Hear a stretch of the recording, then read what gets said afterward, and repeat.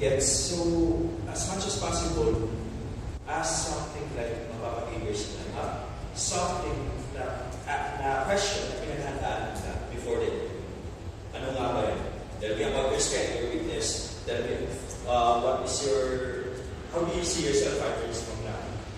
Diba? Napaghandaan nyo na yung scripted na yun. Pero kunyari sa how do you see yourself? Okay? If ever, if ever this company doesn't always be there wants you to, or what nga, mag-isip ako isang question. Okay, if ever you get hired in this company for 2 years and still you don't see any kind of promotion, any, you've been stagnant on your daily routine works, what would still make you stay in the company?